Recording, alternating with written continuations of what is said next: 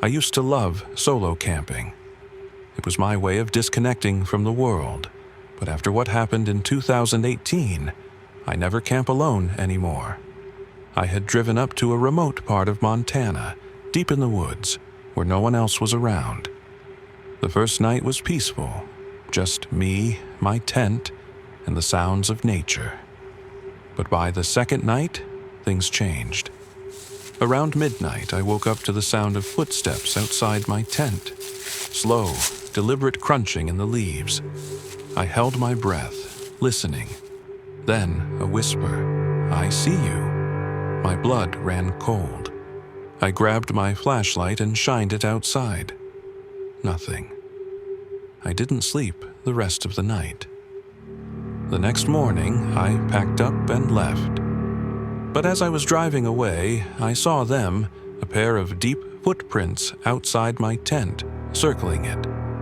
I wasn't alone that night.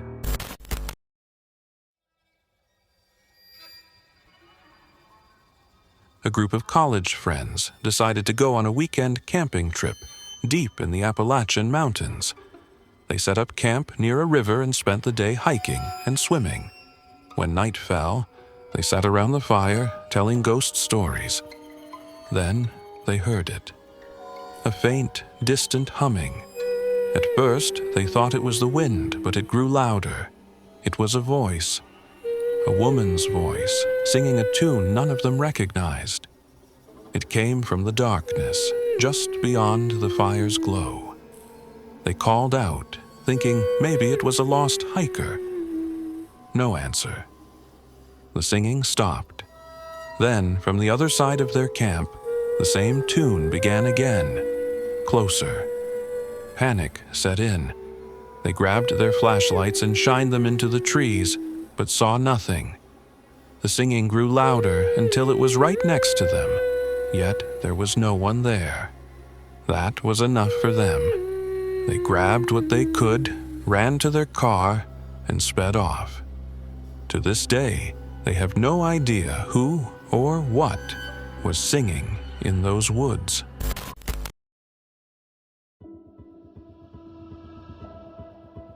A father and son took a camping trip in the Colorado Rockies.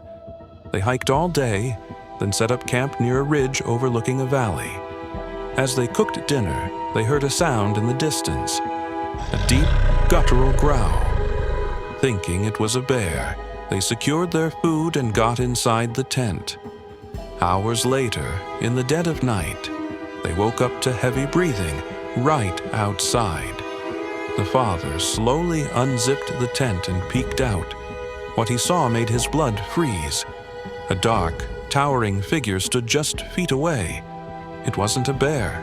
It was humanoid, but impossibly tall, with long, gangly limbs and glowing eyes. The father grabbed his rifle and fired a warning shot into the air. The figure didn't move. Instead, it let out a low, inhuman wail that echoed through the mountains.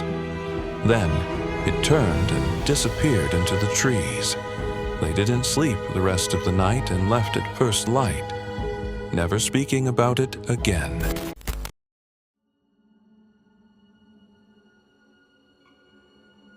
A group of friends were camping in a state park when they noticed something strange.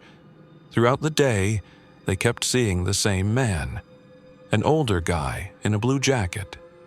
He was always at a distance, just watching them. At first, they thought he was just another camper, but he never got closer, never spoke, just stared. That night, they were sitting around the fire when one of them froze. "Do you hear that?"